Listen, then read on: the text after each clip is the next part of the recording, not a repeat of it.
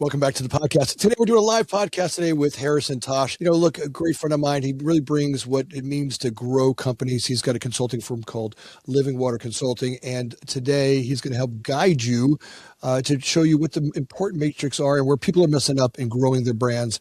Harrison, so glad to have you in the studio today. Yeah, it's good to be here and good to have you in my presence live. So I'm ready for this. We went at it this morning. We hit the gym really hard, right? We had a pretty good workout.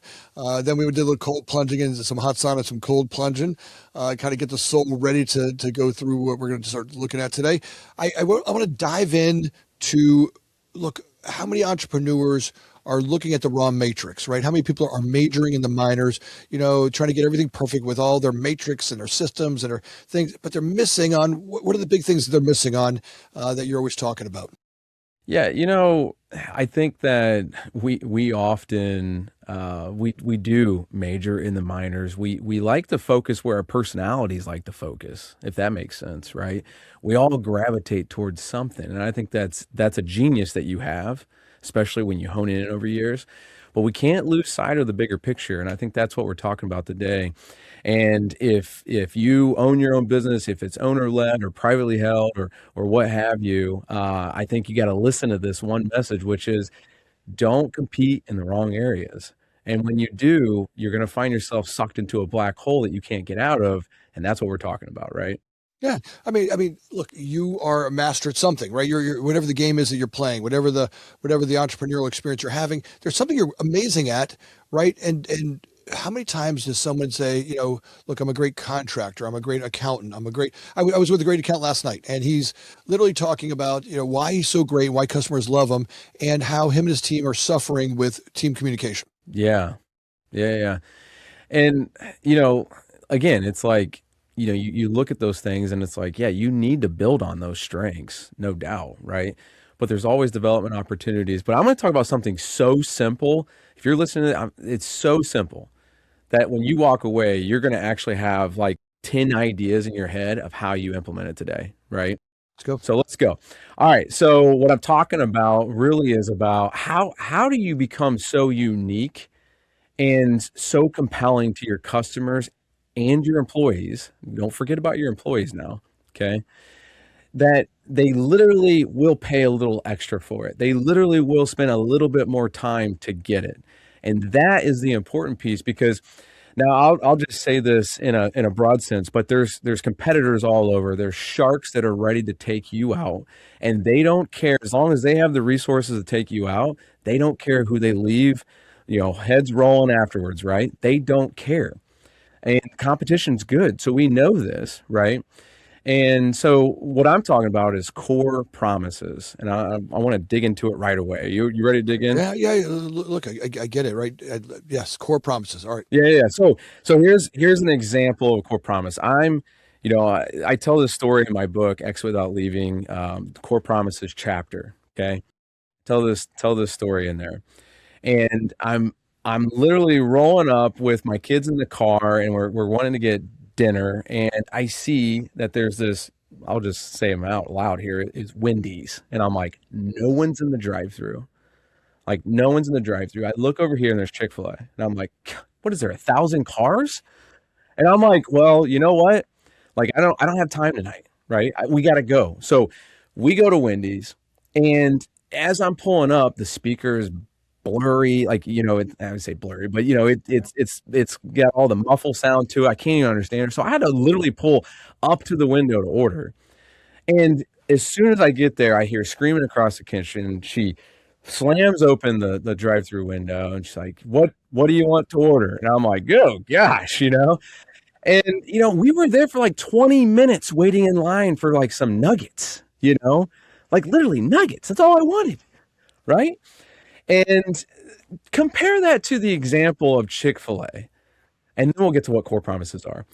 You go into that line with 1,000 cars, and in 15 minutes, you're already to a spot where a young professional in a high-vis vest is like, welcome to Chick-fil-A. What can I order for you today? You make your order, you pull around, they hand you this bag that, by the way, is not greasy. It doesn't have, ketchup on it already. And you open it up and it's nice. It's all packaged well. And then you say, because you're so happy, it only took you 15 minutes to get through 1,000 cars. And then you say, thank you. And what do they say back? What do they say back? My pleasure. My pleasure. And this is really what core promises is rooted in. If you think about it, core promises are this. It's the absolutes, the positive absolutes that customers and your people start to know and depend on you for. Like they literally want that. Have you ever gone back to Chick-fil-A thinking, I literally want to be told my pleasure because it literally lights me up in a good way, right? And that is what a core promise is. It is measurable, first off. It's something that you can say, did you or did you not do this? It's not a promise. It's not a guarantee. It's not a sales promotion. It is literally a measurable thing that is rooted in your purpose, your values, the things you built, your culture. It's rooted in your culture. Have you ever been to Chick-fil-A when someone doesn't say my pleasure? No, or the kitchen's not clean, or the. Right. Like I literally, my judgment is they're the cleanest restaurants I've ever seen, and you have all these young people that are in there who all seem to be perfectly trained, Yeah. right? Who all have the same grateful attitude. They all smile, and their shirts are clean. And I'm not saying that those other brands aren't there, but they're not. They're not there. I mean, there was a Kentucky Fried Chicken over here by our house, and I was afraid to eat the food just based on what people wore in there. Yeah. And of course, you have other good, restaurants. I Yeah. mean, Raising Cane's, right? This is it's new, it's loud in there, it's awesome, right? But going back to the Chick-fil-A example, I don't know. I've never not been told my pleasure. So the training is superb, right? But I could imagine if somebody just said, yeah, sure, yeah, have a good day, I'm sure I would see like a linebacker from the NFL come and tackle them and say, not in this house. Like you say my pleasure, right? Like I'm sure that's what you would see because I've never been not told my pleasure. Right. And so it's these positive absolutes that your customers and your people, the people that work there, they know you for. And I guess now's the time that I think we take this big, franchise model, this corporation, and boil it down and say, okay, I'm a small, medium-sized business. I maybe I'm making 10 million, 20 million, 50 million, but how do I do this? And I think that's the key question that everyone wants to ask is like, well, I don't have those kind of resources. The thing is, I use the super simple example of my pleasure for the mere example to show you that it literally doesn't take money to say my pleasure, right? And so if you play on this a little bit, when we say measurable, that means that did it happen or did it not? And you can literally feel it, you can see it, right? And so when I think about small, medium-sized businesses, let's do this together. Okay, Anthony, let's do this together. Yeah, let's think about some small businesses. So I'm going to start with the gym because we went to the gym, right? We're best friends now, by the way. I mean, if you do cold plunge together, you're best friends together. We go to the gym, and the gym we went to this morning was extremely clean, right? Like extremely clean. Now I think to myself, if that gym was saying to their customers like, hey, we promise we're going to have all the resources you need, but we're going to be extremely clean. Like when you touch a weight, you're not getting sick on our equipment, right? Now that's a promise to them, but it's not a core promise because what is it rooted in? I don't really know at this point, other than you just want me to be clean. But how is it measurable? It's not measurable yet. And so how do you make that measurable? Well, here's what we've instructed other we've actually worked with some gyms before. Here's something that we've actually worked with them to say. What if you're going to say you're one of the cleanest gyms out there? Well, you've got to show them somehow. What if you had a TV screen that literally showed every hour that there is a name of an employee next to a cleanliness check? And now people look at that screen and they go, man, this is the cleanest gym. I mean, they take it seriously.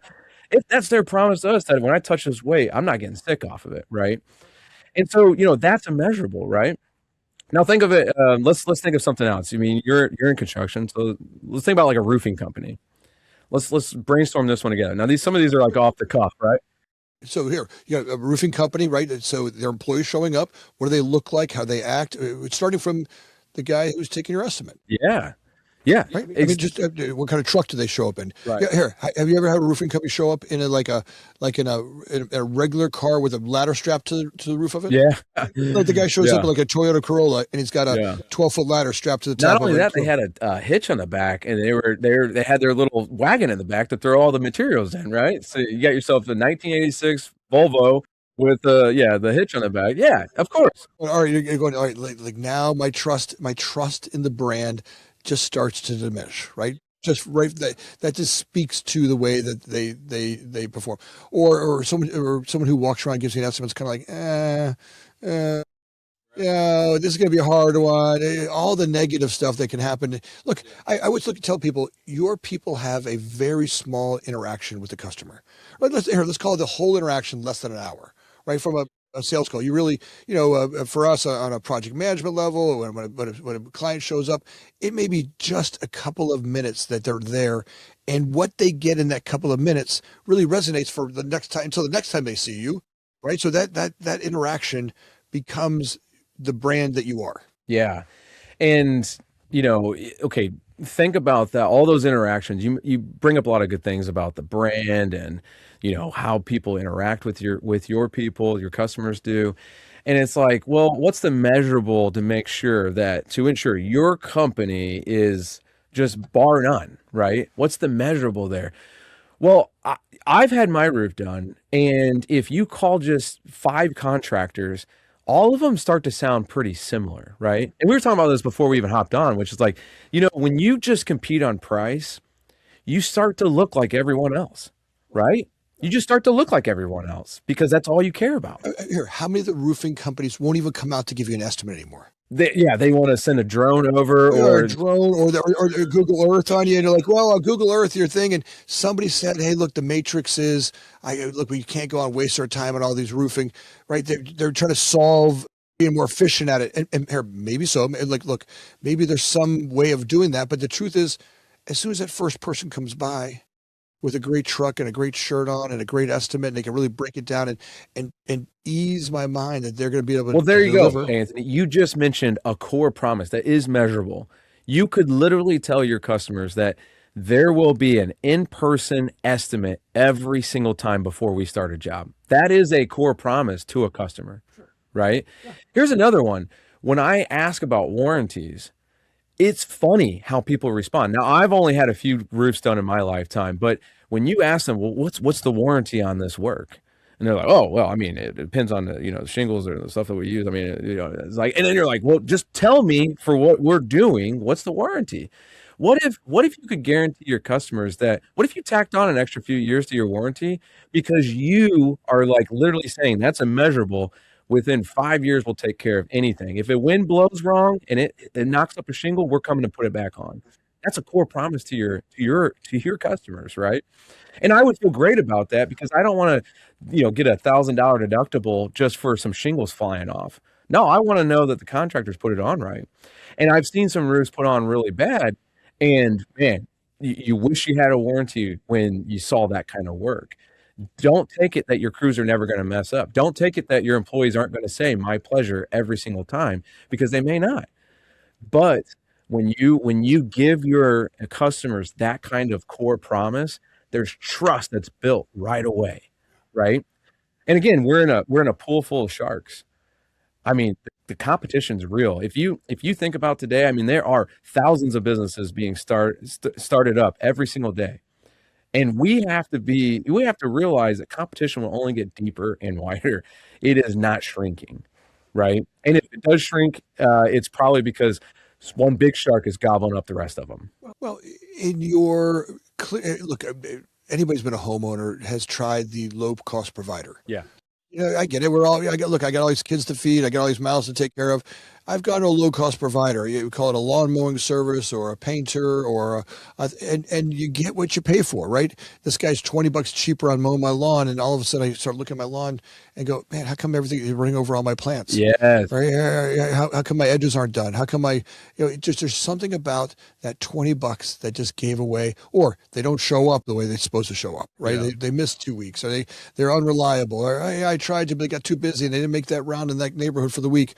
All of a sudden, there's just the little edges that start getting, and you start to learn as a homeowner that just because I want low cost provider, it doesn't pay off. And people know that, right? People could see that in that upfront agreement that you're talking about. Well, I love your example of the lawn care. I mean, let's play on this for a little bit.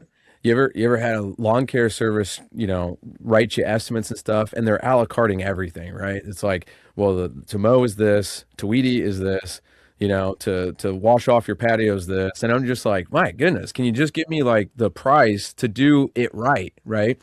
And at the end of the day, like that could be a core promise in itself is, listen, we may not be the low cost, but every landscaping bed gets edged. Every sidewalk gets edged. We don't leave unless it is, right? That's a core promise to your customer. And then to say nothing, no blade of grass is going to be on your concrete or patio because we blow it off entirely and it's just included, right? And that's like a core promise to them. They think, okay, I don't have to worry about, oh, I'll pick and choose to stay under price, right? You're providing what's right to the customer. Let's go off with another one. This one's my favorite right now because in the world of technology and AI boom, have Anthony, have you had an AI customer service rep yet? Oh, come on. That vein, come here. It's this little vein right here in my neck, right here that goes off. You're like, it can't understand you. Like you keep trying to answer and answer. Yeah. I said yes. Yes. Right. Yeah. So we work with a contractor supply company, right? We also work with a pipe valve, pipes, all the stuff that you need to really do anything, plumbing. And I love it when we're sitting around as a group and we're talking about core promises, and they're like, "Yeah, we need core promises, right? We need them. We got to have them. It's gonna make us different." And here's what the CEO and president says as we're talking about core promises. He goes, what if we made a core promise to our customers that they will never get an automated customer rep, that they will always get a person that answers the phone and knows not only how to respond and treat customers well, but they're also knowledgeable in our products. And I'm like, yes, like that's why as a local contractor, I would come back to you versus going to someone who's nationwide or maybe international. Even for the best price, I'm thinking I would come to you because I know I'm going to save on my indirect time, maybe not just my direct time, right? Well, there's something about that relationship when I talk to somebody that takes, when I get that automated system, what happens is I don't trust what's happening. So what I do is I reach back in my brain, right? I go back to my brain. I go back way back here, right? Way back. I look for my dirtiest, oldest, nastiest thought about what people aren't doing for me. Right? I go back and I pull it off and I dust off the last time I got messed over, the last time that someone, right? And I put it in that spot. They put me to like 7 different people that were all wrong. And no one answered my question. And as it goes, and every time I go to another person, I go find a dirtier thought, right? Oh, this company's incompetent. Oh, this is they're trying to mess me up. I keep finding I look. There's got to be a dirtier thought back there about how bad these people. And then I put that in the spot about the people, right? And that ends up in a spot about what I think about them. May not be true at all. It's just that they were trying to be efficient, right? They thought, hey, if I go to AI, I could be more efficient. But they're missing out because I can't quite get to a relationship that I can trust. So I make up the relationship. Yes, absolutely. And did that bring value to you? Did you remember the company in a good way? Is it a positive absolute? No. And that's the point is that, come back to the main point of this podcast right now is that I hope you're thinking, listen up, audience. I hope you're thinking about how can I be so unique that competition starts to literally fall off of me because people, my customers and my people understand it. Now, before we move on, I just got to say, don't try to do core promises if you're still trying to figure out how to bring value to customers, period. Because here's something that I see is, and this is a literal instance, I won't say names, but the leader of this company goes, the candy bowls are always full. That's our core promise. The candy bowls are always full. I'm like, candy bowls? What candy bowls? Like, the ones in the lobby. They're always going to be full. And I'm like, that brings zero value to me. I mean, if I'm doing business with you, I won't even say what kind of business they are, but if I'm doing business with you, I don't care if the candy bowls are full if you can't take care of my stuff. If what you said you were going to do, you didn't do. And so now we have to look at this and say, does it truly bring value to the customers? Does it move you towards a shared value where if you say my pleasure, that's the tricky thing about Chick-fil-A is like, how does my pleasure actually bring value to the customers? I don't know, but go order food. And when they say my pleasure, your heart kind of turns warm and you're like, that brought me a lot of value. I actually enjoyed that because it's hard to find good customer service these days. So when you're super disciplined about it, it makes you stand out, right? It stands for all that family stuff, all of that culture. Look, like being at home where you get, it's a happy experience when you eat, right? A lot of us culturally have a great, tied into my culture. The Italian culture is a huge, taking care of me when I eat, right? When I Yeah. get that, when I get that my pleasure, like it Yeah. reminds me of my mother, how much pleasure she got out of feeding me, right? Like it's like it's Yes. literally a my mother Yeah. got pleasure out of feeding her family. Like there was something Yeah. about that Coming around the dinner right, or table and enjoying a meal the together and pride. I mean, she wasn't always the, but the pride she had because the way she took care of it. By the way, my wife has the same thing. She loves, look, she actually enjoys cooking for the family. Not like she doesn't take it like some thing. Not, we can't always do it because she's busy. We're always running together and we share some stuff. When you can tell she loves to cook something for us that we love.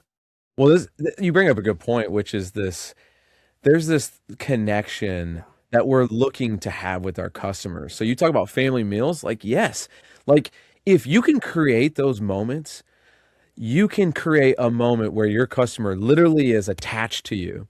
Now, listen, I love talking about this because when we talk about you're not probably going to be the cheapest sometimes, and that's okay because don't compete on price because obviously we know what will happen. The big sharks will take you out.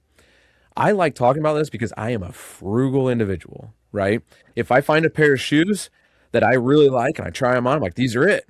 I'm instantly looking on my phone where I can find them cheaper. Okay. I'm frugal, right? Fair I do enough. the same thing with Yeah, shirts, jackets, yeah. whatever.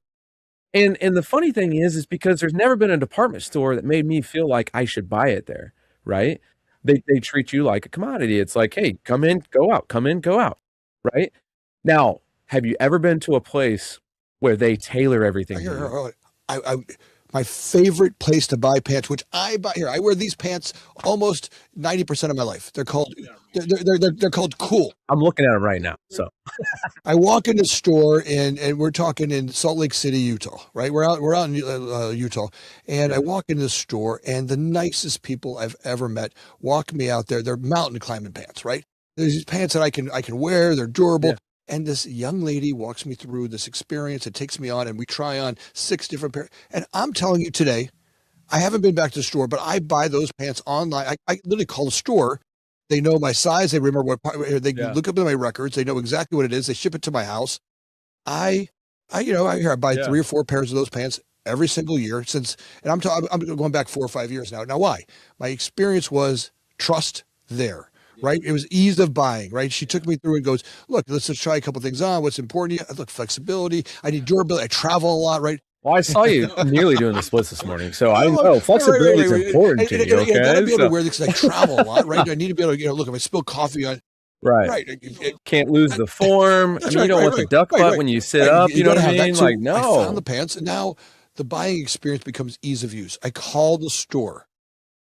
Some really lovely yes, person gets on the phone. Hi, my name's Anthony. Anthony, great. What are you looking for? What can I get for you? And all of a sudden, it's a great yeah, buying experience. There's no like, yeah. I imagine they got like sticky notes with your face on it, and they're like when this guy but calls, that's you'll what it know feels his like. It's like voice. they're His waiting name's for me. Anthony. He's a 32-32. It's a little tight in the thighs. He likes them extended for those big muscular thighs, Yeah. right? But this is a great point that you're making. That like when you go in, you know what you're expecting, and I wonder what their core promise is. But here's one that I think is amazing. When a retail store can say, "Hey, like when you buy something here, we will make it fit perfectly within an hour before you leave. Like it's getting tailored to you within an hour before you leave." and it's you can literally just pick it up, go get something to eat, come back, and they're perfectly to you. I love that because all my clothes go to the tailor. So if I can buy them there, I will spend 30-40% more just to get that service. Not every retail store does that, right? No, not every clothing store does that. And so that is a core promise that I've like, when you're looking at these, you're like, oh, I like that core promise. That's good. Like you literally can get anything tailored. Anything. I mean, if my neck's tight, they're loosening that up. If the arm's too long, they're loosening it. They're bringing it in. If my pant long's too, listen to this one. If the thighs are too tight, I was joking about that, but seriously, they can loosen them thighs up. I love this, right? Well, in a world where, we're looking for that ultra culture, that ultra customization, right? The brands that will stick out and actually deliver that with fun and ease, right? When it's not come on, have you ever called one of the major brands out there and you need to ask a question or, hey, I don't want to drive over. It's an hour for me. Yeah. Right, you ever get that call? You ever get that? Oh, Like, yeah. or they put you on ignore, Yeah. right? You call them up or it takes 5 phone calls to get through, or like someone picks the phone and hangs up. And here's the thing, Yeah. I just drop it. I don't even want to do it anymore. Right. You're like, you No. lost your interest in it. I literally went into a dog grooming store to get my dog cut. And the way they treated me, I was like, you know what? Just forget it. I'll be fine. I'll figure something else out. And I've literally just turned around because of how bad the customer service was. So when you think about this, I also want you to think about your employees. Now, again, if you're thinking this takes way too many resources, I can't do this as a small business or a privately held, stop it. You can. It is so simple. Again, go back to my pleasure. But there's also something about Chick-fil-A that I'm going to talk about on the flip side to the employees. What is their core promise to their employees? I want to talk about this one because oh man. Yeah, let's go into it. So number one, they're family-oriented people. Yeah, But they care about you and your family and your community, right? I mean, look. Have you ever been to Chick-fil-A on a Sunday? No. You ever wanted to go? Here, and come here. And it's kind of crazy that like my mind gets blown. Like, look, I'm built as an American. I think about revenue and Yes. and profitability. And if you want to be a restaurant, you got to be open 7 days a week. 24. You got to right. And just I'm bred on that. And these guys have said, nope. Our family staying home and going to church and spending time with their communities is more important than our profitability. And my judgment is they're more profitable than ever. Yeah, I mean, if you look on the charts of all the fast food chains, they're always at the top. Yeah. And here's the thing, counterintuitively, you're supposed to be open 7 days a week. How are you at the top? And here's the thing, psychologically, after church on Sunday, you're like, man, I'm kind of hungry for some nuggies. Like, let's go get some nuggets. Yeah, right. And they're closed. I mean, I have literally gone there multiple times. I know they're closed on Sunday, but I want it so bad I'm going there. And then I'm like, wait a minute. Why is this parking lot empty? I'm hungry. Yeah. And then you're like, well, I'll get it on Monday, right? You don't think to yourself, I'm done with them. No, because their core promise is so internal to them. It flows from their purpose and their values and their mission. It flows from all that people are just like, okay, well, I won't get nuggets on Sunday, I guess, but I'll get them on Monday. Does it even go a step further for you? Because like every once in a while, I'll pull in. It happens in airports when I go there. I see them closed in an airport because I went to Chick-fil-A, and then I go down there and they're closed. And at first it's like, damn, but then there's the next part of me goes, man, how amazing is a company that's that committed to culture? Yeah, right. Like it almost becomes an ad. Like in the pain that I have for not getting my nugget, I get a brilliance in that. I want to be that way. I want to be that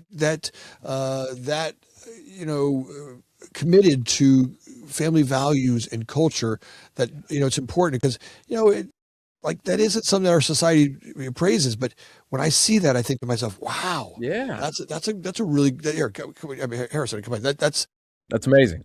It's palpable, right? Amazing. You know that manager's got quality of life.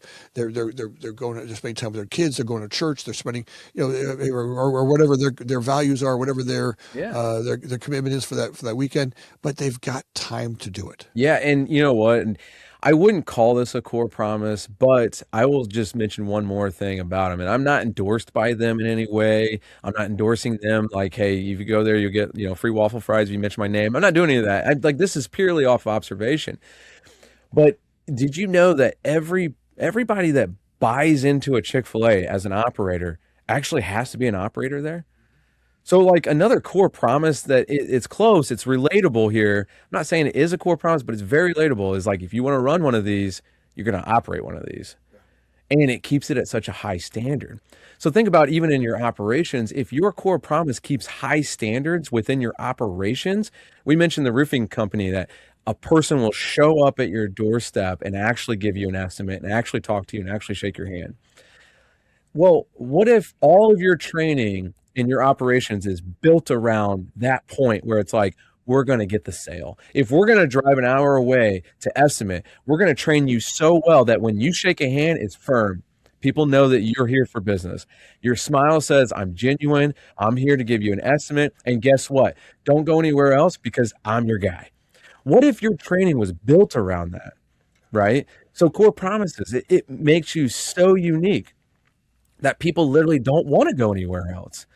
And if you're still thinking, man, this isn't for me, man, I don't know if this is right, it's probably because you're thinking about the time and energy it takes to be disciplined to do it. And what I've found in life is that the easiest things in life can often be the hardest things to be consistent at. It's actually easy to show up to the gym in the morning and do a little run and lift a few weights. It's actually pretty easy, but yet 80% of us won't do it on a regular basis. No, it's great. I'm going to go back to something you were hitting on just there a second ago.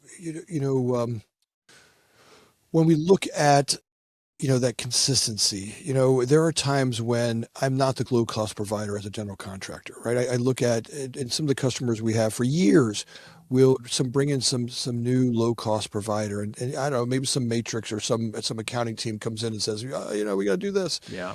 and it hurts, right? There's sometimes I'm like, I get it, they got to try some stuff out, and they go there, but the truth, what happens is, I can't tell you 9 out of 10 times they're right back to us the next project.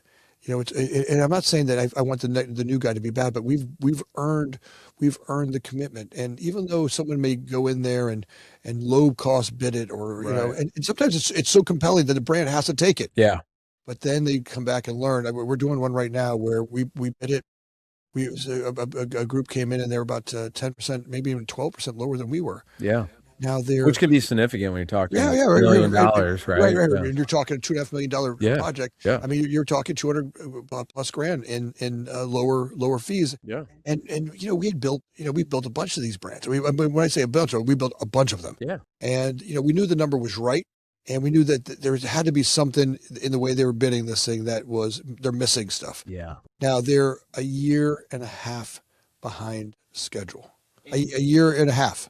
And this is the story on repeat, right? Right, People are going to go, but when you compete for price, that's actually what happens. It's easier when you're just thinking about price for someone to just say, well, he's lower, sorry. But we've been doing work with you for 5 years. Well, he's lower. But when you bring value to them that's so impeccable and that it's consistent and it's dependable, people are like, well, I know you are higher.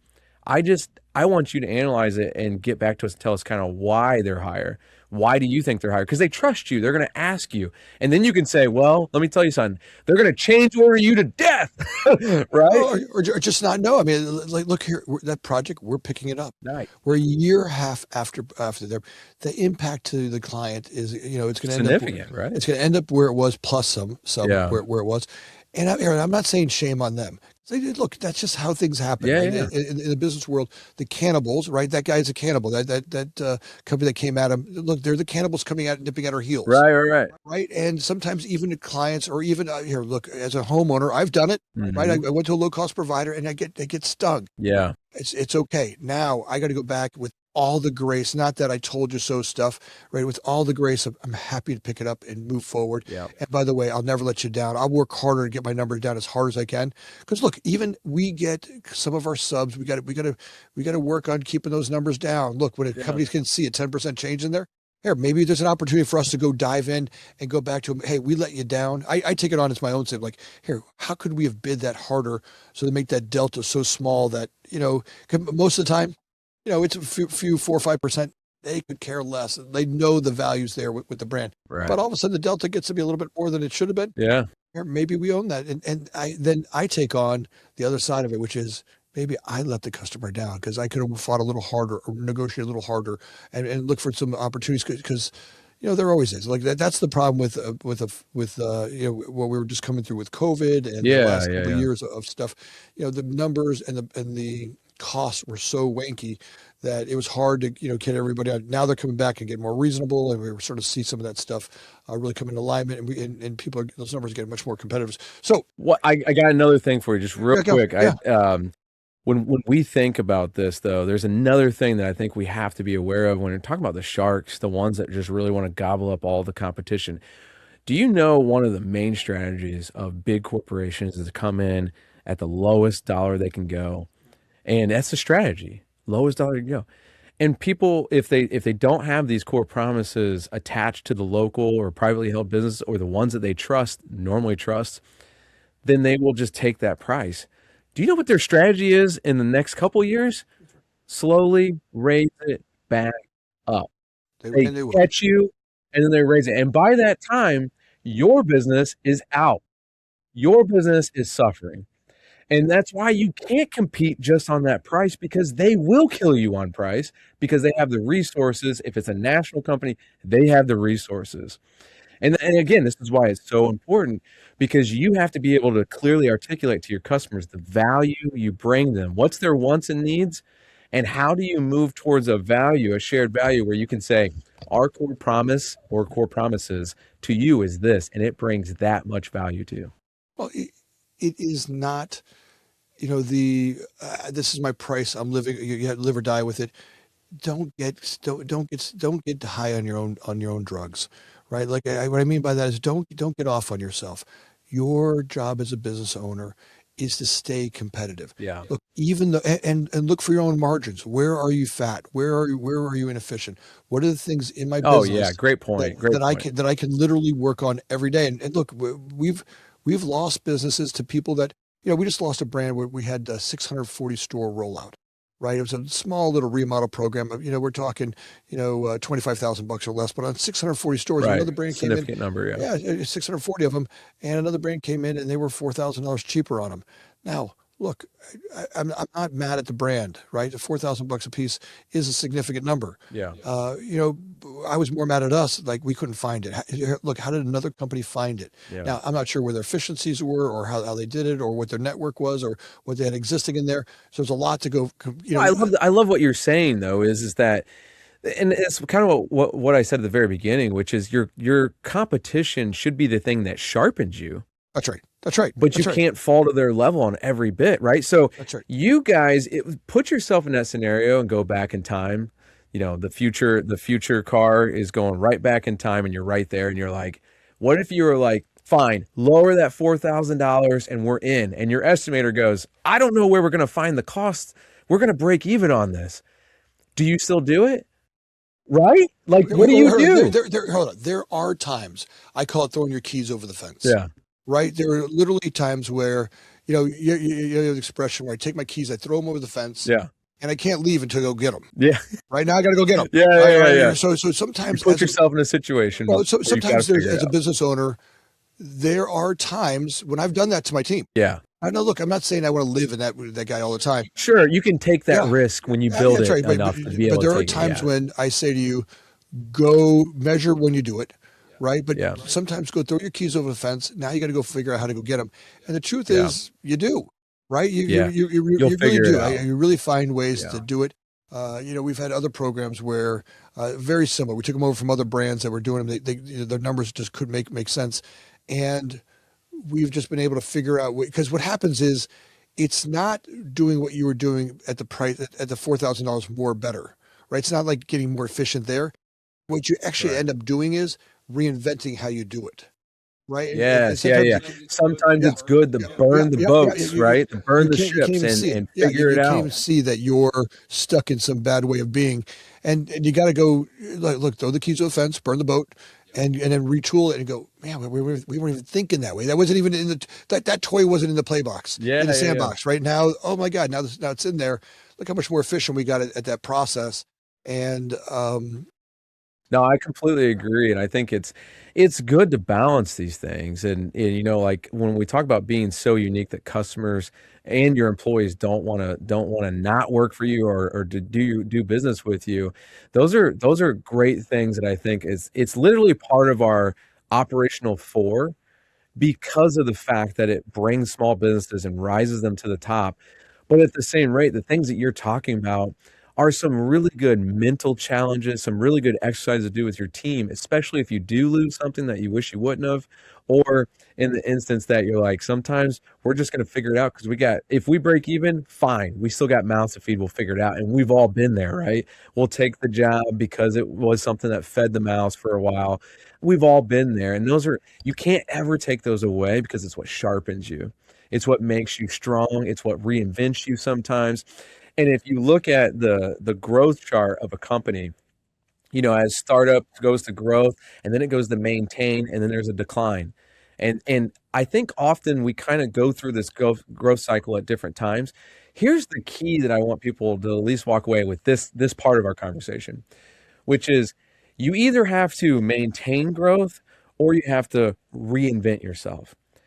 And it depends, right? In the world of AI, I'm telling companies all over, hey, listen, I don't know if you can maintain what you're doing today. You know, I'll just use Yeah, a it's stupid great example, but example. you're a party planning Yeah. business. Guess what? There's literally AI out there that can literally plan a whole wedding right now because it has people's calendars. It can literally throw out things on there. It'll spit out a whole graph for you. It'll call companies for you. I mean, people are trying to set up where it's automated. So if you're doing party planning, I don't even know where I came up with this, wedding planning, whatever. Like literally, you might have to reinvent yourself for a little bit. And burning the boats or yeah, right? Like throwing the keys over the fence is literally like, hey, we're gonna figure this out. And I think it's a great time as a company to look at it and say, what's changing in our industry that we can't ever go back on? And what do we need to work towards? And this is what I call strategy. And maybe one day I'll come back to Chicago and we will do one on strategy because it's so important. So on the other side of this wall, there's a sign that says "Dirt to dishes in 4 weeks." Right? That big giant sign up there. Why do we have Yeah. that sign up there? Look, the idea is that it's we've over the years we've incrementally gotten better. Right? A little here, you go 1% better. We've heard that all. 1% better gets you. Yeah, I'm yeah. telling you that the future really has us build buildings in ground up buildings in under 4 weeks, right? I'm talking from dirt to dishes in 4 weeks. And what got us to incrementally better? Like you were talking about the Raising Canes that we're building, the brands we're building faster than ever. But to get to 4 weeks, isn't what we're doing today a little bit better? No matter how much incremental growth you get to, incremental growth, incremental growth, incremental growth, but you'll never quite get to 4 weeks, right? In Yeah. order to get to 4 weeks, that requires us to rethink the way that we do it. And it's a dramatic rethink, right? It's really looking at the way that we have order materials, we order people, the way we look at schedules. It's in those processes of blowing it up and reinventing it. And that's really what I want you to get as an entrepreneur. You're always looking at, look, of course, incremental better is good, right? Look, you want to get more profitable. You want to take out more expenses. You want to look at those matrices that do it. But you also got to be looking at blowing it all up and getting to extreme changes, right? Like look, the future will be the brain here, like in the construction world, the future will be ground up buildings where people work, robots work 24 hours a day, 7 days a week, and we'll have material deliveries and material build outs here where AI will be able to design buildings, order materials, have it all delivered, and we'll go much, much faster. And if you're not thinking that way, right? If you're not starting to turn your ship that way, you will be edged out by those who are. Now, I'm not saying go panic and put your head in the sand and start falling apart, but start working on those systems that will get you, your brand, and your company there. There's plenty of opportunity for those that can start to master that. And it might start off with, all right, it goes from, 12 weeks to 8 weeks. Right now, maybe from 8 weeks to 6 weeks. Look, because when we talk about these changes to go to 4 weeks, that last little 2 weeks of taking out from 6 weeks to 4 weeks, it's not the same as going from from 12 weeks to 8 weeks. those changes become some big changes, right? There's some really big thinking that changes that. And I want you to get that that's the true in every business that we're about to go through, right? Where the transitions that are happening are efficiencies like you've never seen before. Now, for us, we were working on rigorous honesty, right? When I look at schedules and communication and the way that we order, the way we look at bids, the way that we look at ordering subcontractors, today there's so much ambiguity in those construction world, right? If you really look at the construction world, people have taken really heavy crap over to a place, we bang on it, we yell at each other, and we try to pretend that we're all trying to be efficient. Now, look, construction people work hard, but the truth is no one did the work that they needed to do up front, which was make the investment in really pre-construction organization skills that are down to nth degree, 15-minute schedules by each individual person on there. And people are saying to me, Anthony, how are you going to do that? You're going to give someone a 15-minute schedule? Their brains go like it literally pops like a zit. And I'm telling you, the future will really be that we're competing with robots, and humans and robots will work together. If you're not starting to think that way, now don't give up on what you're doing today and making it better, but start moving the ship, knowing that it will be much faster than ever before. And for those of you who say, well, I'm going to retire before I get there, I'm telling you, you got 3 years. This next 3 years really will start to dramatically change what's happening in every business that we're into. If you do dry cleaning, or if you do lawn care, or if you do painting, all of the above are about to change and get really much more efficient, where you're going to be called to do more with less, and your entire organization is going to have to do the same thing. Imagine a world where there's no more where people get paid every single day, right? Where the pay application process and the slowdown of all that stuff becomes, the subs that you need to be able to communicate with are going to be looking for the contractors to be way more efficient than ever before. The whole waiting, 30, 60, 90, 120 days to get paid for a project just isn't going to work in this, in the speed by which the community is going. So all of those things have to be challenged.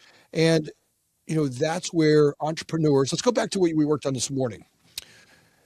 We talked a little bit about our health, right? I think something else that needs to be talked about is, in order to see these things, we need healthier and healthier leaders and team people, right? The healthier our teams are, the healthier we are, the more clarity we can see things with, right? I think all those processes will come into, if inside of us is a magnificent being, right? We're connected to the universe and our higher power, right? If God is in us, we have to get through to that being, right? And I don't mean to get a little hokey pokey and lose some of the stuff on there, but the truth is, I find that when I can slow down and think a little bit more, those solutions come into play. Well, how many of us show up in the business world not prepared to work, right? We're carrying all the drama and all that stuff we're carrying with us into our workplace. We're not prepared to be there mentally, right? So I think some of that stuff needs to be talked about in order to get people to be able to access, better clarity. Yeah, for sure.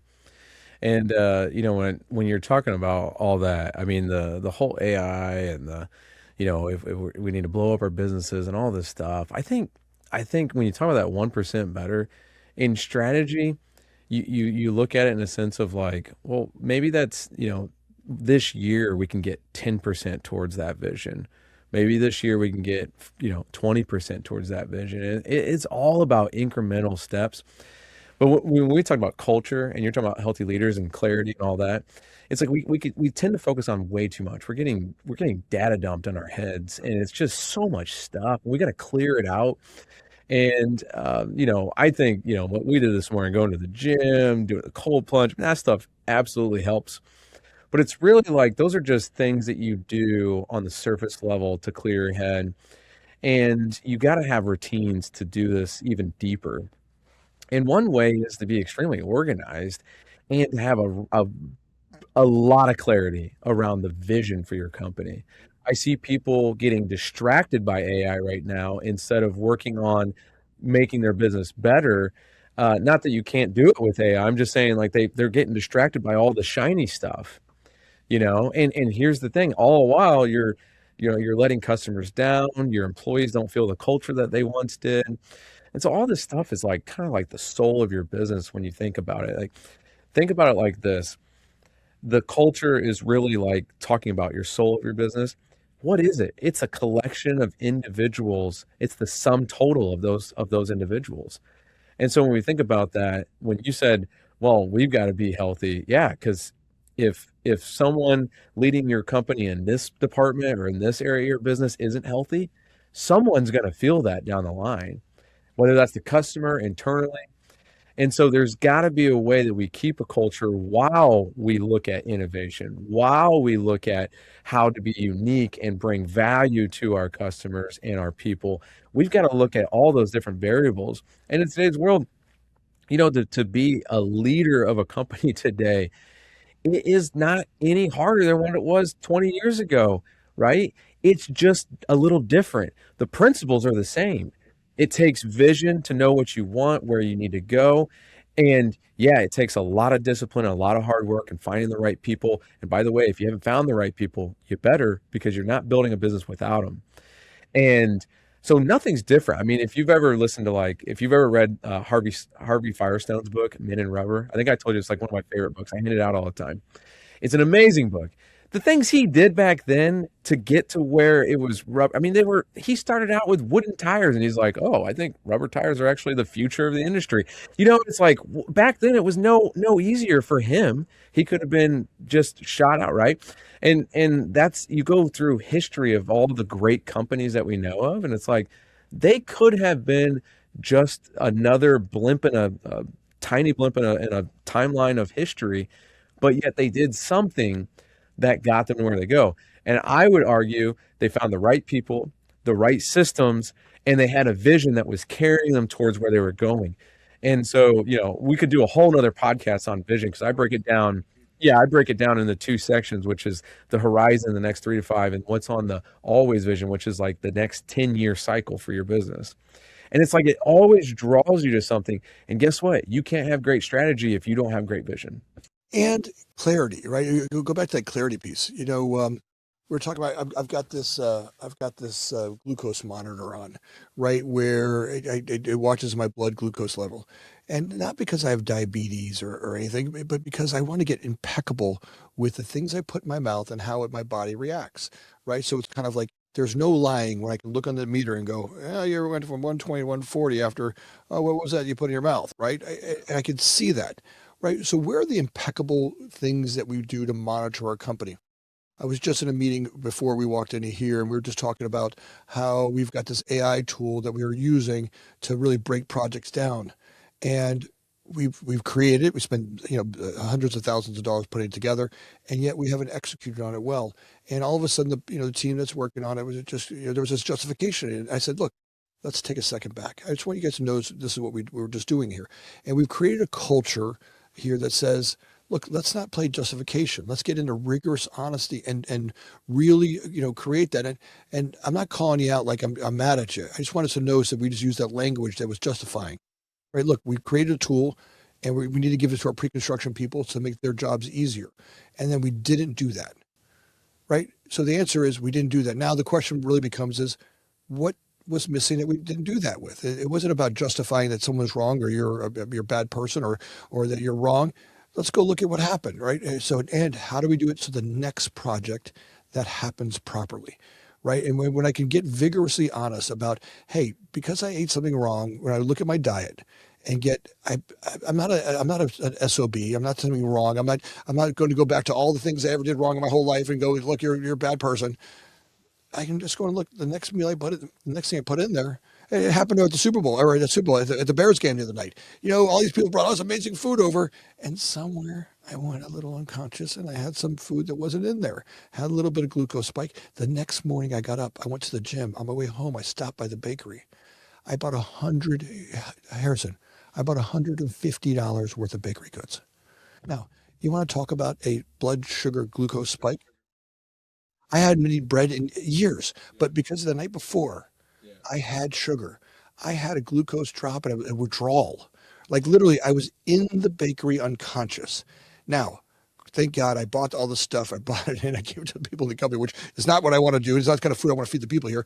But somewhere around noon, I woke up from that experience going, wow. Like if I want to get vigorously honest about what I just did was behavior.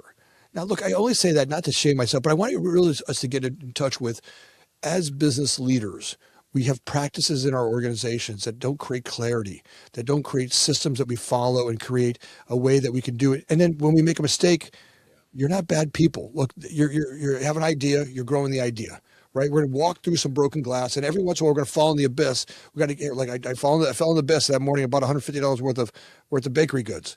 All right, like, crawl your ass out of the abyss and get back in integrity. Now, what I did is, last night I got an agreement with some men. I was in a men's group, and I'm like, hey, I fell off the abyss. Now, so what's my stretch for the week? My stretch is to get back into complete integrity with it, right? So breakdown. Now let's get back into integrity. How do we do that with our teams as we have breakdowns? Because there's going to be breakdowns. Yeah, for sure. In a society where those breakdowns, people want to go back to, social media and all that stuff that, we shame people. Let's just get in touch with, we're going to have a breakdown. Let's get back to the rigorous honesty about what we're trying to achieve together, right? Get it back on track and not live in the breakdown, right? So that's my real want for, for those leaders that are going through the ebb and tide of, I can't do it. I can't get my people to say, the right things here and there. When they make a mistake, don't lose it like that's how it's always going to be. That just happened there. Now let's just try the next one to get back in there from a place of we can. And that's part of the growth, right? Broken glass, walking through the field of broken glass and barbed wire to get through to the idea that we want to deliver impeccable customer service. Well, last time we were on the podcast, we talked about the gig of healthy leadership, right? Grow, invest, and guide. But it's all encompassed. Like, it literally doesn't get momentum unless you have accountability and you're willing to learn from anyone or anything. And that whole little model, the crazy thing about it is people look at it and be like, yeah, but that's not going to grow a company. Well, yes, it will. Like, when you do that, not only for the people on your team, but you also do it for yourself. So not only do you grow, invest, guide the people on your team, you do that for yourself.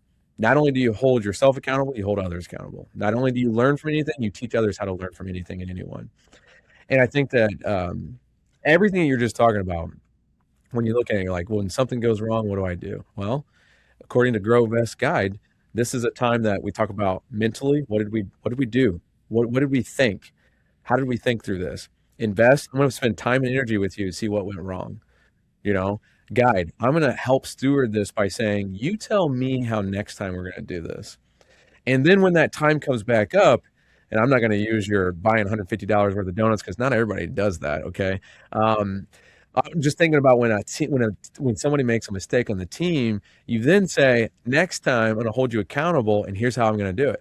I want you to invite me into the seat next to you when it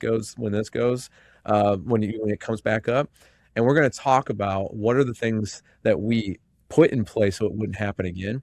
And now what are you doing? You're literally investing in your leaders of your company to make sure that you're not just adding to your team, you're multiplying your team, right?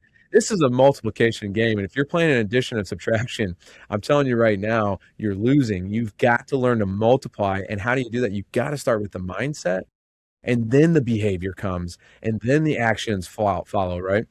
And so anyways, all the things that you just said is, yeah, we can have all the systems in the world, but if we don't have healthy leaders actually running those systems, you're doomed. Let's go back. Right? So grow, invest, and guide. All right. So look, you cannot say that any louder. And look, I'm gonna stop and just go through it one more time. And look, if you guys want to take a pen, take a second, get a pen, write this down, because it's in its simplicity. It literally is the opportunity for you to change your organization.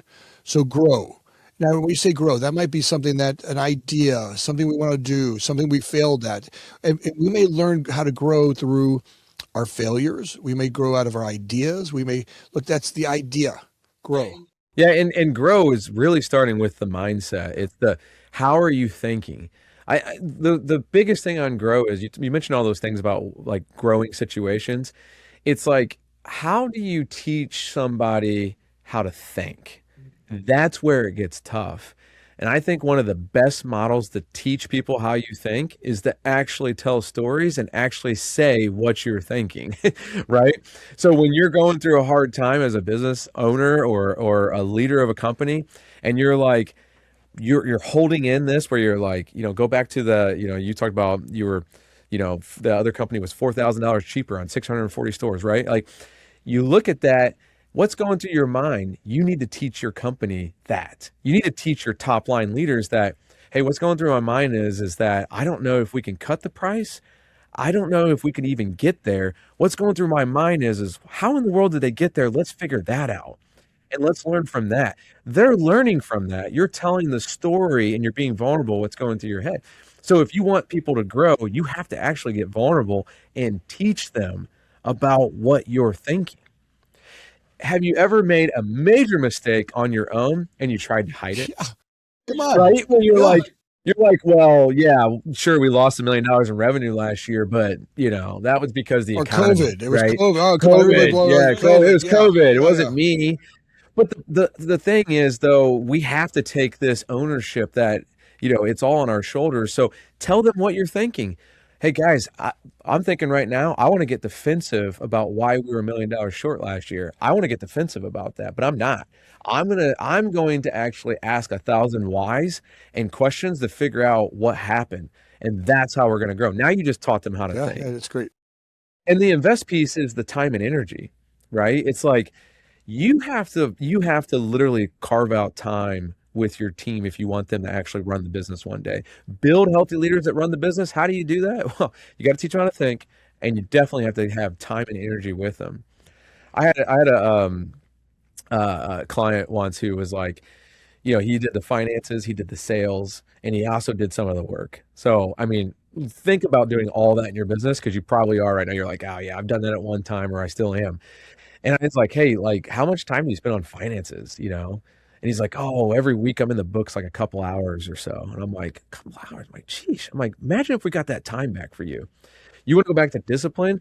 I had him track 168 hours in that week, right? 168 hours. Where's it all going? Where's it all going? And at the end of it, we were looking at it. We were first tracking hours, then we're tracking minutes. And by the way, we do this with every leader. It's part of our checklist. And we were like, get to the point. Now we're tracking minutes. And he goes, why are we tracking 15-minute increments? I'm like, listen, man, when I got 15 minutes to spare, I'm listening to a book. I'm praying. I'm calling a friend. I'm calling a client, right? I know what in 15 minutes I'm going to be doing. I want you to know that exactly for you so that you can let go of things like 2 or 4 hours a week of finances. Wouldn't you know it? If I triple dog dare someone, they actually will do it. And I'm like, I triple dog dare you to track your time and see if you can do finances in half the amount of time that you did this week. What did you know? He did it, right? He took a constraint and he did it. Before long, we were giving that off to other people, and he had to spend time and energy. He had to invest in others in order to do that, and he did. But go back to your point of systems and having the discipline to do things that are going to lead that 1% better, that small wins lead to big success. He had to do that, right? That takes time. That takes energy. So that's grow. Grow is the mindset.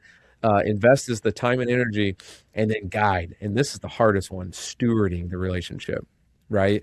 Like guiding is so hard for so many people. On the spectrum, Anthony, you got to talk to this. On the spectrum, you're either avoiding in the extreme, like dump and Yeah. run, like, Yeah, hey, yeah. Come do on, I've been this, there. I've take been care there. of it. Your resume looked like this. You Yeah, should be figure able it to out. handle this. On the other extreme, it's micromanagement. It's the control. So you have avoiding and you have control. And somewhere in between is stewarding or guiding.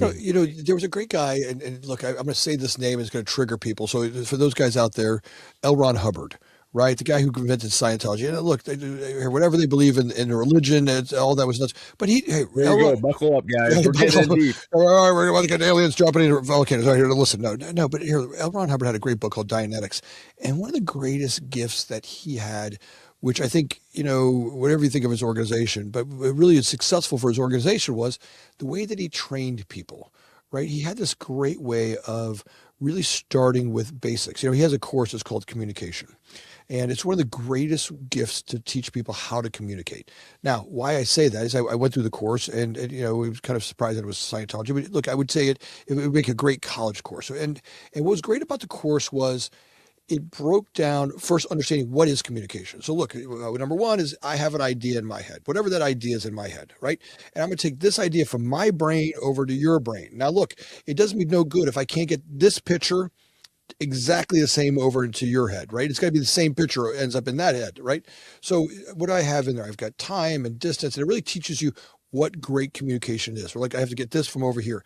Now, what's even was really more important about it was it really started with how to train someone to do that. Now, one of the funniest things about the training course was it started having you with sitting in a chair.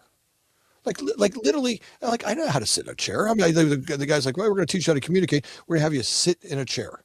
Like, okay, this seems like a waste of time. And there was like a win. Like, how do you be present by sitting in a chair? It was about being present, like being in the room, not thinking about other stuff. How do you get to a place where you understood presence, right? To not be staring off, not to go somewhere else. Like you couldn't communicate if you couldn't be present in the room. If you were dragging in other thoughts and other places, if you couldn't be where you're at in the moment to communicate, you couldn't get there. Now I'm like, wow, this is such a great, simple thing to understand. It's like literally sitting there. And then the next one was about starting a communication. So I might say something. Did you have you stand up that next No, time? the first one, they would sit together. So then it would have you sit in a chair. And here, just imagine you and I sit in a chair just like we are now, right? And we'd be a little bit closer than we are. We'd kind of be knee to knee. And we'd be looking at each other just like we're looking at each other now. And you're looking at each other and you're going, all right, be in a space where you're get comfortable, right? Just be present to each other, not staring at each other, not uncomfortable. Just get present to the person in the room with you. So look, so there was like they called it confronting, right? To be in the moment with somebody in that moment, not, and you got present with it. And then it started with just something simple, like I'll say something, and you finish the sentence. Ready? The ball is dropping. All right. The house is. There's no right answer. The house is built. Great. And the tire is rolling. All right, great. Here, I want you to start the same thing. Give me a couple of those. And my job is to get the conversation. So this is starting a conversation. I would start it, and then you would continue it. And I'm gonna start. You're gonna start it, right? And then I'm gonna continue it and send it back to you, right? So there's gonna be practicing dialogue. Yeah. Okay. All right. Go ahead. You start it. Yep. The camera. It's blue. What do you think of it? I think it's red, which is weird. Great. Great. Do you like red cameras? I don't have a preference. Do you? I don't. I think that's really what I wanted to talk about. Great. So you can practice start, continue, bounce it back, and stop. Yeah. Right. So you just get the structures in communication. Right. So the point I'm trying to get at is, when we train people, sometimes we want to gloss over. And L. Ron Hubbard's belief was that if you train people in the steps, the small steps of what you do, ultimately they get way more energy, right? How many people, when I walk into a room, right, as a leader of a company, I walk in a room and say, hey, Jonathan, go do this and go do that, go do this, I got a couple things to go do, go knock this out. And Jonathan goes, got it. And I walk away. And then I come back a couple hours later and Jonathan's looking at me like, I'm like, well, why didn't you get that done? Oh. I didn't get it, right? Like sometimes there's a lack of energy because there wasn't a clear understanding of what needed to get done. Now, in that process, how many times a day do we as leaders do that? We dump it on our people and go figure it out. And we wonder why they're lifeless and frustrated and inefficient and why things aren't working. Now, what his whole idea was that in impeccable commitment to each and every step of it, really getting clarity of vision and clarity of understanding. And the more that we could do that, the more speed to transferring of that idea from one place to another place, right? Being able, the more we could create that impeccability to the process and the steps and the segments of communication, you could communicate faster. Now, the end game of this one, here, this is a fun one, right? So the end game is you're sitting in a chair. They call this bull baiting.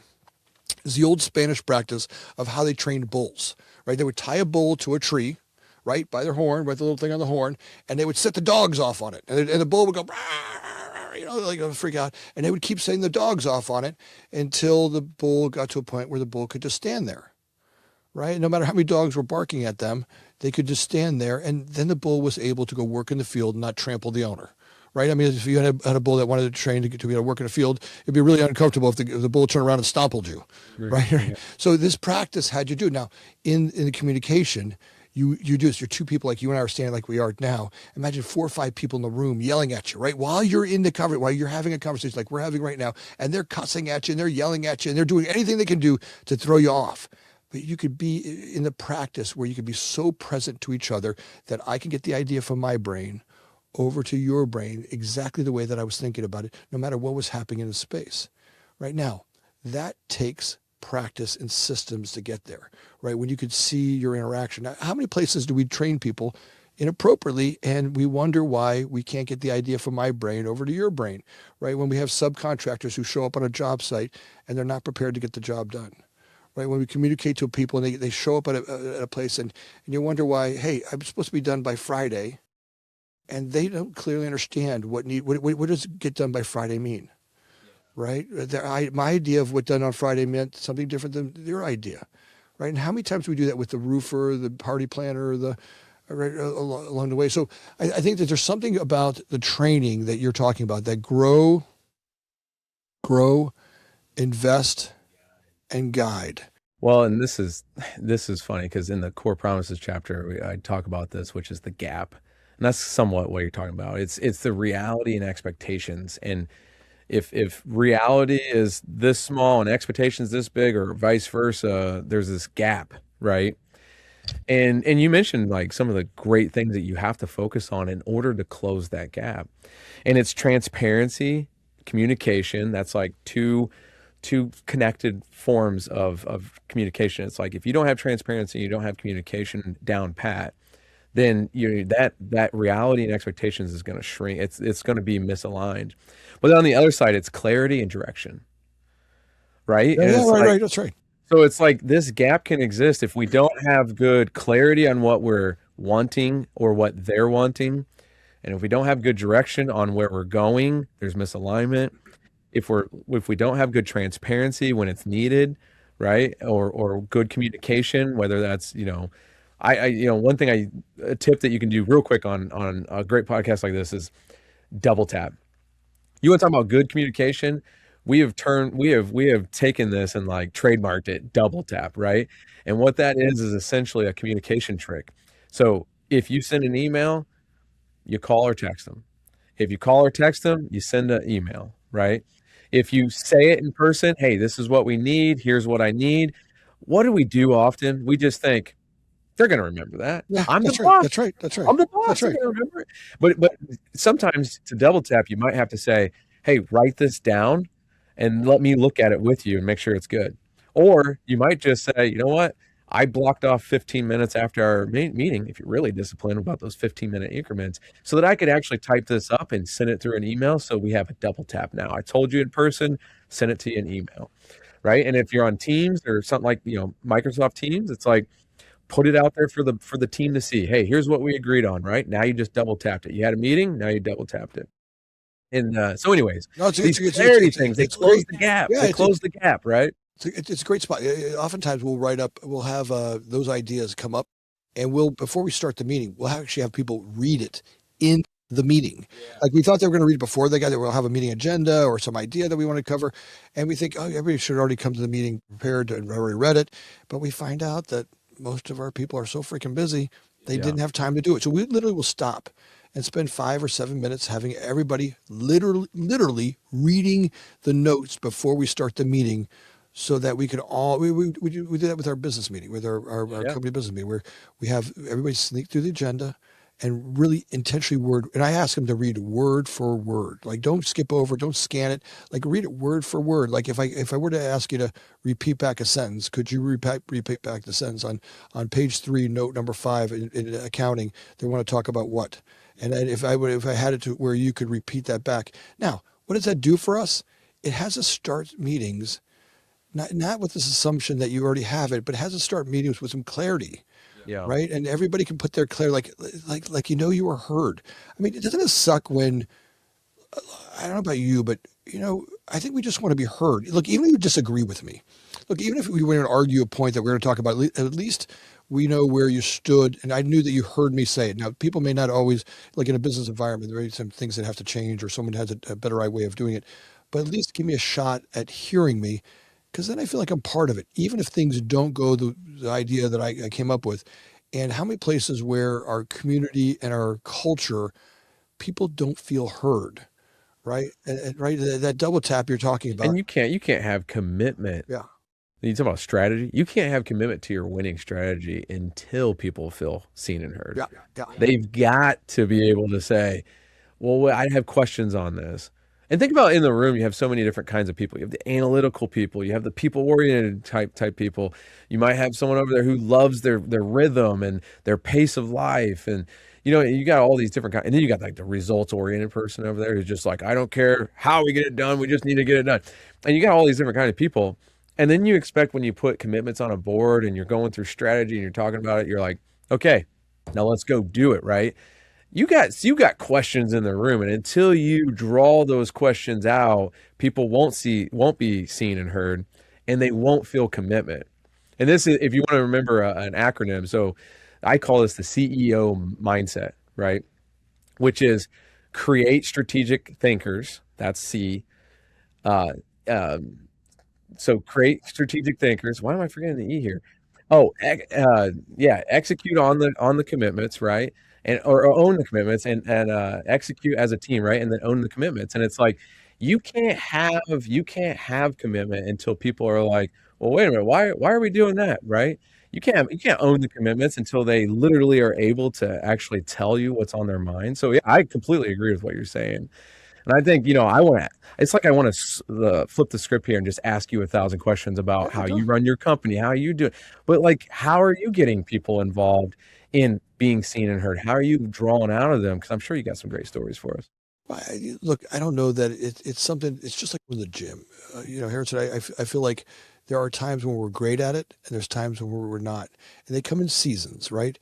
And part of me says, as a leader, you've got one thing to do. Your job is to keep your company in the game, Yeah. right? Like just imagine it's a poker game, right? If you crap out and you go bust, you don't get to play poker anymore, Yeah.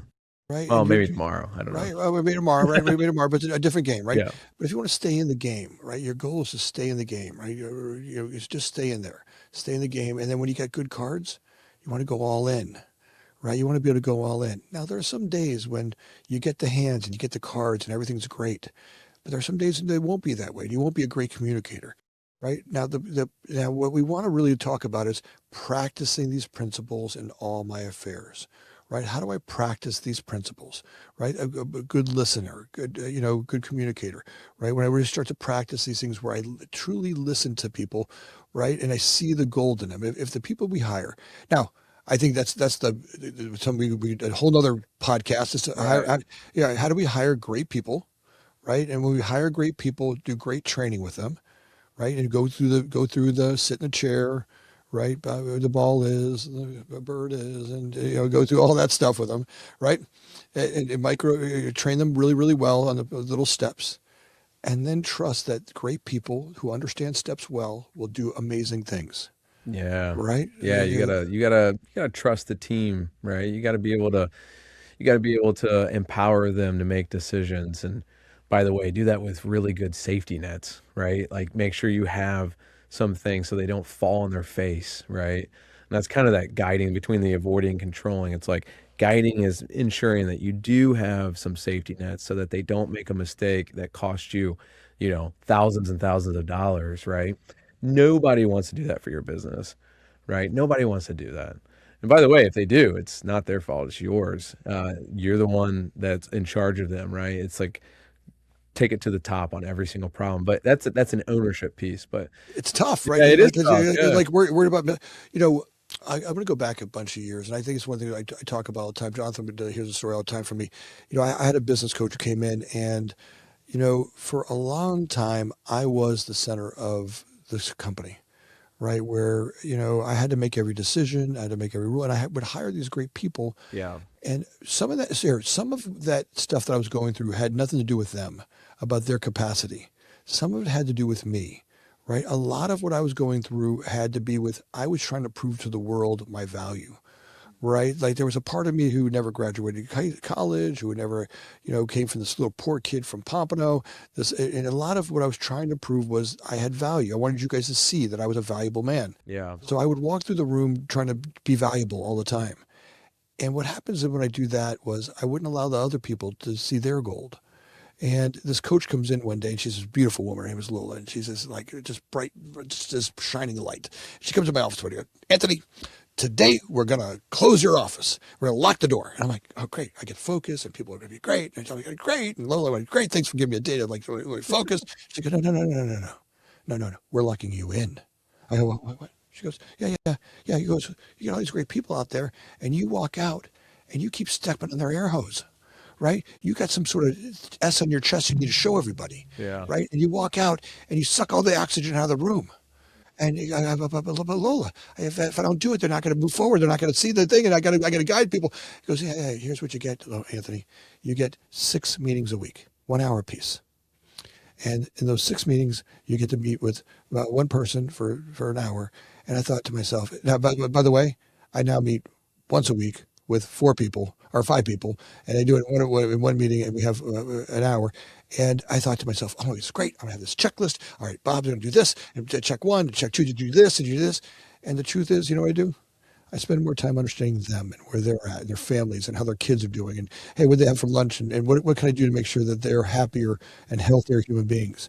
That the great people that I've been able to surround myself with do great things and know what to do when we when we go through those setups of understanding those systems about sitting in a chair, the ball is, the bird is, all that micro training. Once we get the system down, great people execute. So I think that's the question: is where can I do a better job of creating systems that they can execute on really well?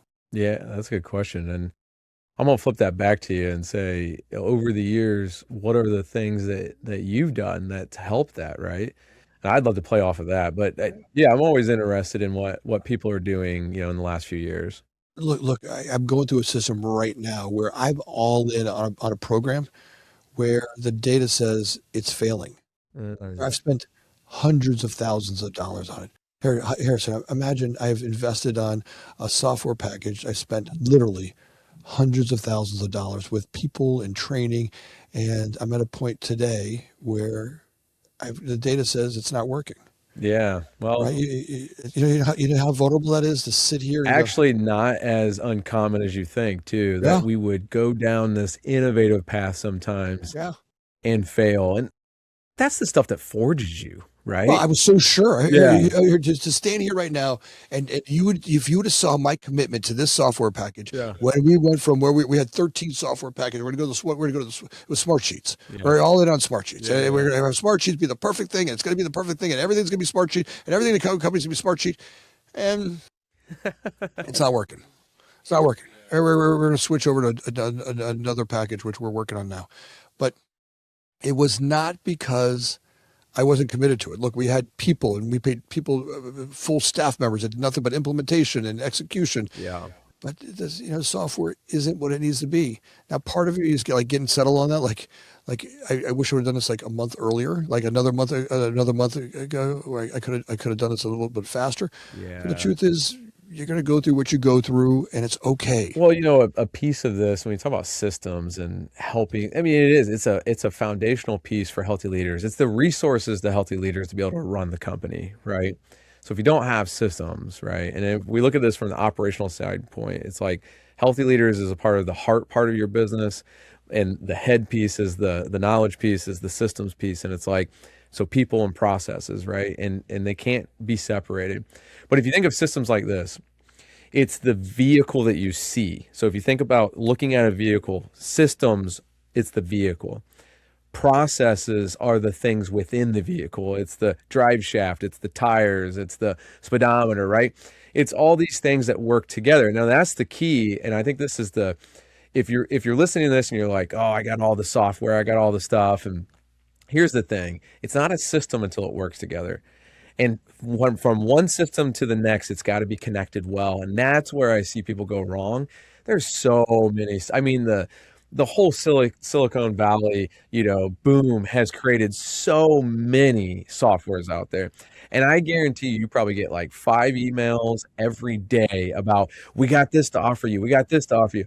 And if you listen to their marketing, you're like, they got this down pat because I need that. Right. And then you look at it and you're like, no, I don't really actually need that though. But you start looking at it and it's like, now I got all this technology and it doesn't seem to work well together. It's like there's broken links, right? It's like trying to drive your car without a steering wheel or a drive shaft or a tire. And you're like, why can't I go anywhere fast, right? Like you could push it, you could try to get it over the finish line, but it's just kind of broken. And so when you think about the systems piece, I think we need to worry more about the problems or those, like, if think of it, if you're driving that system and there's a literally a hole in the road, like you have to figure out how to patch up that hole before you get the right system. Like you can have the right car, but if you don't have the right road, what's it matter? And so now you got to start worrying about, okay, what's the problems we have in our business that we've got to work on? And for instance, think about this, like you mentioned, like, being able to get things done faster, like a project done faster. It's like if you're moving towards that and you don't have the right system, you're just going to be shoving people to work faster, and that's not going to work either. So we got to, that's like the difference between everyone has their own set of notes or their own data versus it's shared on one platform, right? Live data that you put it here. Nobody gets their own spreadsheet. Stop it, right? Like you're so last year. Like get out of your own spreadsheets. We're going to share information right here. Everybody puts the data into here and it goes into here and it's live. Like that's the difference. And that's what people are kind of operating on. They're like, I don't know why we have all the technology, but it's not working. It's like, well, do you have the discipline? Do you have the processes that help shore up those systems? Have you fixed all the patches in your road, right?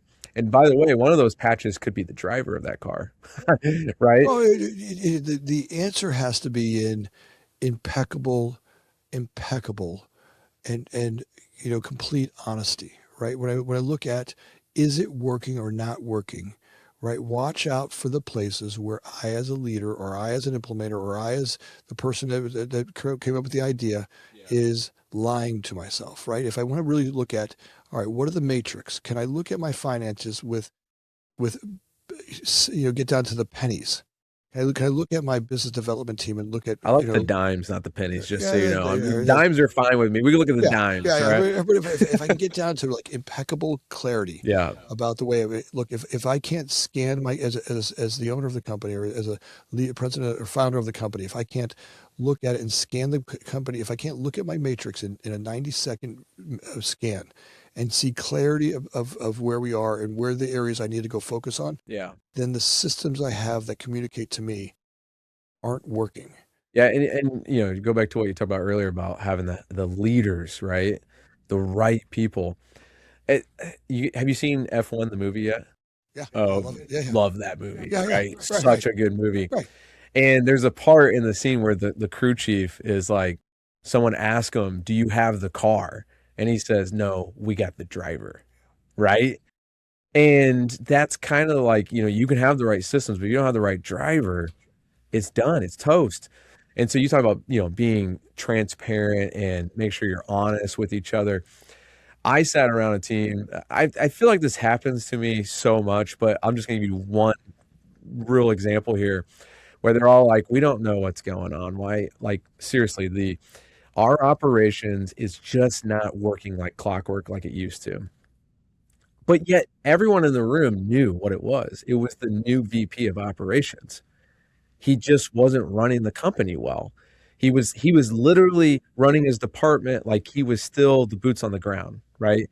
Wasn't investing in people, wasn't checking things, wasn't investing in others, right? Like he was just there and he was just working hard with his nose to the ground. And so everyone knew it in the room, and I'm invited in this room as a trusted resource for this company. And I'm just like, guys, I think that you guys want to say something, but you're not. So you talk about honesty. I'm like, here, I'll go first, guys. This morning, I didn't go weightlift. I didn't go work out. I'm being vulnerable. I feel bad this morning, right? Like, I need somebody to just tell me something truthful that is kind of like you wouldn't Yeah, tell anybody okay, else, got it, right? got it. You start a Yeah, behavior. just start small, right? It's like, I didn't do that this morning. I was supposed to. I actually told someone I did and I didn't. I feel kind of stupid about that, but I did. Okay, you tell me something, right? You go around the room and be vulnerable enough. Now I'm like, all right, now we did all the stupid things on the top of our head, these little small things. Now I need you to be honest about the big things. What's on the top of your head? What's the big thing in the room that we haven't said?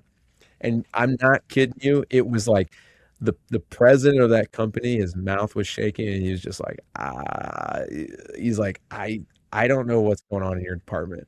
We'll call him Fred. Fred, I don't know what's going on in your department. It seems like it's not working since literally you've taken the role. And it was like, Yeah, right? I got it, got it, Like got it. honesty just took, it's like everyone could take a breath and be like, that's what I was Yeah. thinking. That's what I was thinking. And that honesty is literally going to crush through so many things if you can be honest, but you got to have trust in a room to be able to do that, right? There's got to be enough vulnerability and trust to be able to say that. And it feels weird, No, right? but it's a great when you have those type of teams. When you have the type of teams where vigorous honesty and candidness is part of the culture, Yeah. right? We start some of our leadership meetings off with when we do like our off sites. One of the questions might be, if you really knew me, you would know, and you might spill something that you're going through, right? Hey, like, here, I'm fighting with my wife, or I'm having an issue, or Yeah. I just found this, right? You like get vulnerable, like that vulnerable opening. And the truth is, I kind of feel like if look, I don't know about you, but I've gone to churches and read this, but where I really see God, where I see my higher power is in that vulnerability, right? When we can speak from our heart, right? I can hear that spiritual part of you really speaking from that one that's in.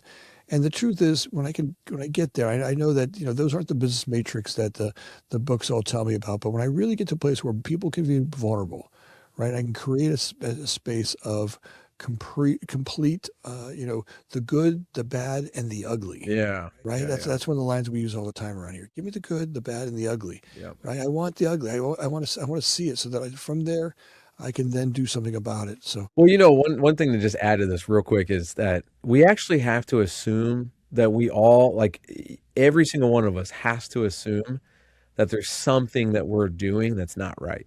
yeah, We have to. If you can start there, then it's not a matter of if, it's a matter of what it is.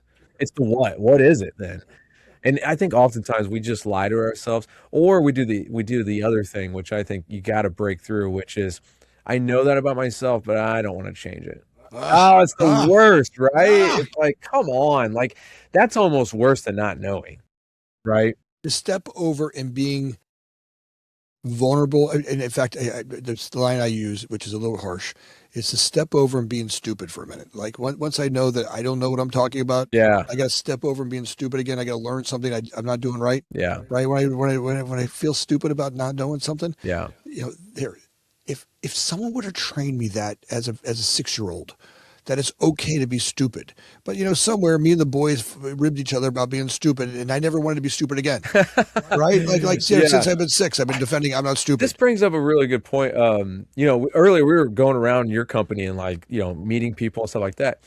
I bet in your head you might have even thought like, why did he ask that? I thought he knew construction. I ask questions to see what people respond like. And I will tell people all the time, hey, I'm going to ask questions that you think I should already know. I don't care. I'm going to ask them anyways because I want to know what they would say because I learn how people perceive it differently. I learn from that. And so, if someone tells me something that, for example, it's like we were walking around and they were talking about the estimate piece. And I'm like, well, tell me an example of like a KPI. Well, shouldn't you know some of the KPIs of what an estimating team goes through? Well, of course I do, but I want to know what you say, right? If you take the part from an own, like if the ownership mentality is that okay, I'm the one, it's all on my back. Well, start at like the boots on the ground and think about, well, how can I come in so curious? And I think curiosity is a superpower, by the way. Come in so curious that you ask the dumbest questions that people think you already know anyways. you will break through and hear different things that you never thought you would. And I've learned a ton in my lifetime just from doing this. And it's just like it's the difference between being okay with looking stupid, like you said, and trying to prove yourself. It's like the total black and white difference there, for sure. And you know what? If you want to go another hour on this podcast, I could ask you 1,000 dumb questions, but I'm going to learn from them. I 100% am going to learn from them. Well, I'm not sure we're going to carry the odds for another hour. But listen, here's what's great about what's going on is that, we've done other podcasts together, and the work that we're doing here is really some great work today. I love where we went, the stuff that the place that we went down. If people want to have you come in and do some work with them and their organization, and you want to do consulting for them, what's the best way for them to get a hold of you? Yeah, I appreciate you asking, Anthony. And listen, like we're at the point in our company where we partner with the right people, right? And so the right starting point is that that having a third party person come in and help you, a team of us come in and help you is right for you to continue to grow. And you might be doing really good. We walk into some really amazing companies. But if you want to get a hold of me, you can go to email us at connect@consultlivingwater.com. You can also go to We'll have all that down below. Yes, we'll have thank all you. that down there. So here, just go hit on the link, and here, if they click on that link, where does that take them to? Yeah, so that's our email that you can just literally type in whatever you want to say. Hey, this is what. But if you go to our website, consultlivingwater.com, there's a contact us page. Literally just fill that stuff in.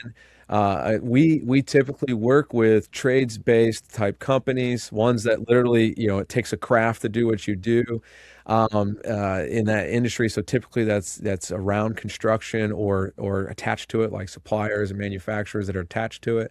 And so, our specialty is really helping people who really disseminate teams. Teams go out and do something, right? Not just a professional service where it's all in-house. So we partner with companies in that realm. And I'm telling you right now, like the best part about my company and my job each day is to see people that break through barriers all the time. And so anyways, yeah, they can do that. You can also pick up my book. If you'd rather just say, hey, I'd rather start with the book, start with the book. I think it's a great starting point.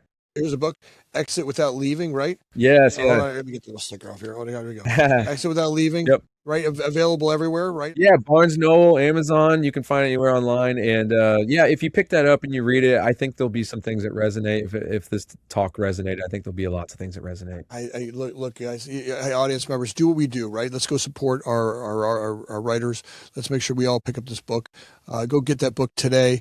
We'll have all the connections for Harrison down below. Make sure that you guys connect. If you want to have them come in and work with your company or organization, or have him come do something for your group, it's just, I can't tell you what a pleasure it is. And by the way, go take him to the gym. He's one badass in the gym. Hey, also, I'm going to flip the script too.